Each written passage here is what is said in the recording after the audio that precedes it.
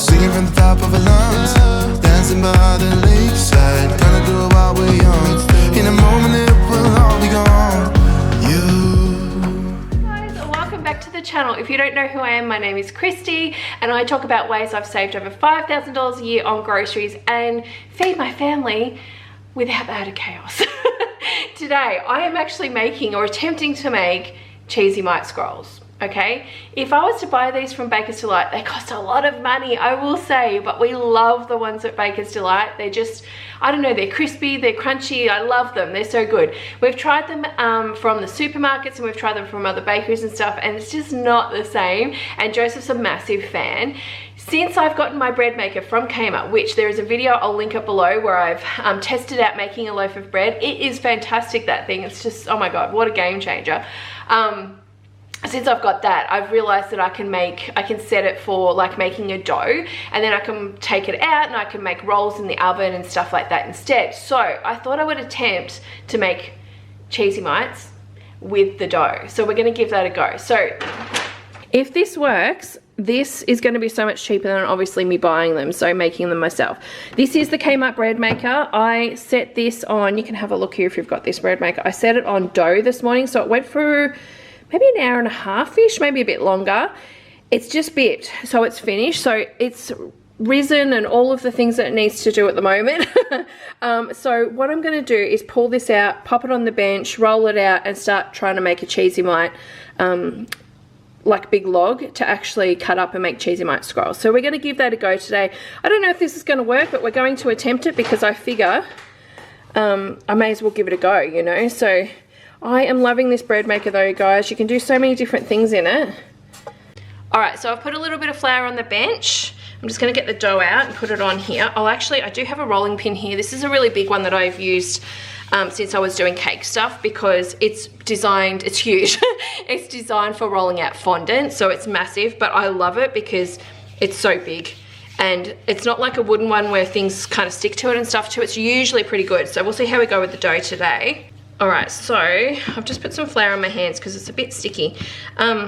It's still got a good amount of stretch and everything. I don't want to flatten it out too much, I don't think, but give it a roll. Now, if you guys don't know, Johnny was a baker at Baker's Delight, and he worked there for, oh God, I don't even know how long, honestly. Probably at that point most of his life when he left for a job change, but he probably 20 years, I'm gonna say at least, maybe, oh, 20 years? It'd have to be around 20 years. I think he'd really, yeah, 20 years. It would have to be about 20 years. Like, it was crazy. So he's made this kind of stuff, but he's made it in bigger like portions and stuff, so it's hard for him, and different machinery and stuff like that. So it's hard for him to give me exact advice on how to do any of this stuff. Just gonna roll this out. It's got pretty good stretch. You can use this for a dough base as well, like to do pizza and stuff, I've read. So that might be the next thing I give it a go as well, maybe. I have this, I don't know what this is called, maybe like a spatula of some sort.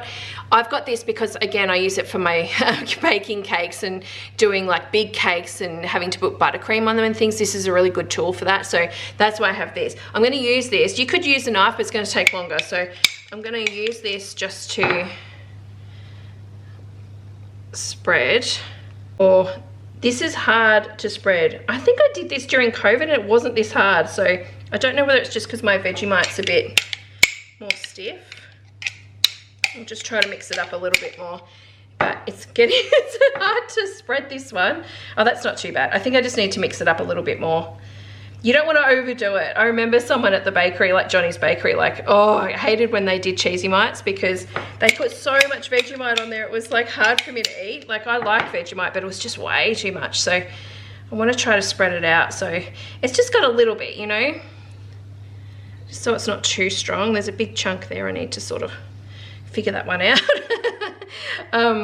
But you just want to do a little bit. It's like, it's so funny when you see people from other countries come to Australia and they put Vegemite on toast or something, or a sandwich, like you would, or like I would, like jam or peanut butter or something like that, because with that, you know, you can lather it on. It's not too much of a terrible taste, but Vegemite, you've got to be a little bit more sparing with it, definitely. Otherwise you're going to get that really bad taste.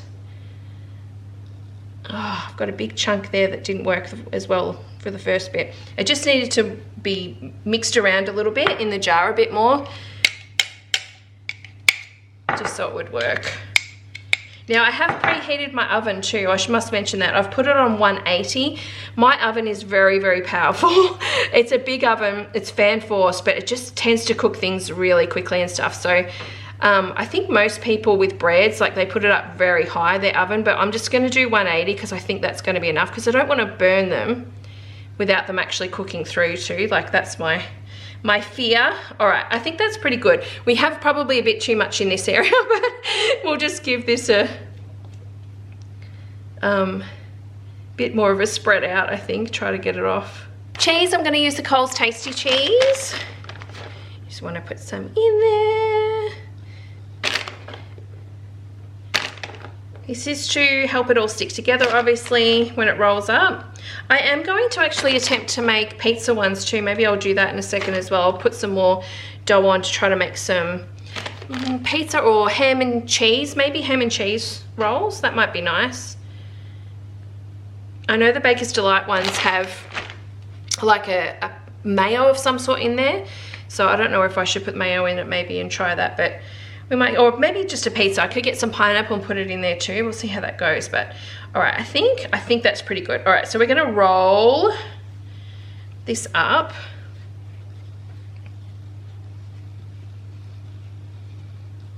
Ooh, stuck pretty well. I'm just gonna roll this out just a little bit. Try to lengthen it a little bit just so I can get a few more out if I can. Okay. Flatten the edges a bit, just so when I cut it, it's a bit more even. All right, need a big knife.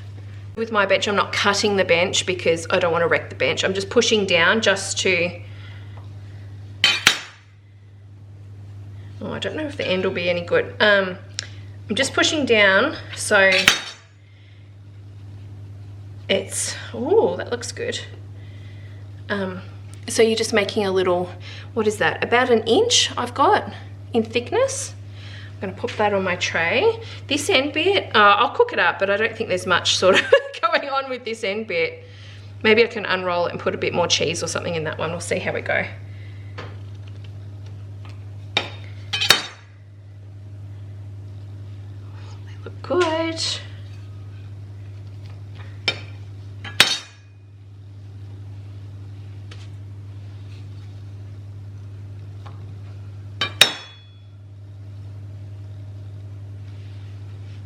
All right, the two end bits, they're here. They look a little bit dodgy because I tried to put a little bit more Vegemite on those because it wasn't quite enough, and then I've thrown some cheese in, so they're a little bit dodgy, but the rest of them, they look fantastic. So I'm just gonna top them with a little bit of cheese as well. So they look pretty good. I'm gonna put this in the oven and I'm gonna set a timer so I know how long it's actually taking. I just want it to rise and to brown off, so I'm gonna see how long that takes. I'm just a bit unsure because back in like COVID days when I made this, it was a different recipe that I used, so we'll see how it goes this time. Now the cost of this, if you're wondering, like if I was to buy a Cheesy-Mite from Baker's Delight, it's around $4.50 I think. I bought one the other day. This whole loaf of bread with the cheese and the Vegemite is less than $3.50 to make. So divide that by what, 11? So let's just say 10. There is 11 here, but say 10, that's 35 cents a roll. So much cheaper to make this myself if this works. Oh, that only took about 8 to 10 minutes. I think what I actually did wrong, which I need to do, I'm pretty sure last time I made these, I didn't put the cheese on top until like probably halfway through, and I let it rise and cook a bit before I did that, because if I left this any longer it's probably going to burn the cheese. So I need to cut this open so I can actually see if it's actually cooked, like the dough's cooked in the middle. But otherwise, for a first attempt, not bad. I think these two are the end bits, so they look a bit funny. But yeah, I need to put these on a cooling rack, I think, and then I might attempt to cut one open just so I can see the middle and see if it's there's the bottom, it's not too bad. Yeah, see if it's all right, but otherwise definitely it would be not to put the cheese on until the last couple of minutes, just to make sure the dough's actually risen and cooked. Okay, I'm going to cut this open and see how we go. I think, oh, it cuts really well. Oh, it's not too bad. what I might suggest instead is to, like, it's pretty good. Probably might have needed just a tad longer. So I'm thinking, whether I turn it down lower, or maybe I'll turn it down lower. That's what I'll do for the recipe. When I write it out for you guys, I will turn it down lower, and I won't top it with cheese until probably after about 4 or 5 minutes, and then top it with cheese, because it needs to cook just a little bit longer, I think. But otherwise, that looks amazing. Like, that's pretty good. All right, let's give it a taste test.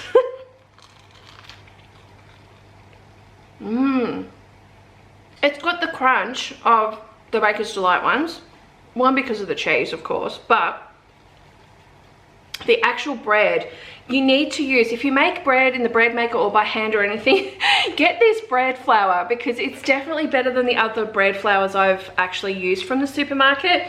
This says crusty white on it. I think that's the reason why. It's just really good. I mean, these could go in the oven just for a little bit longer, just to cook out the dough just slightly, but as an overall taste, this is amazing. I think Joseph's really gonna like these.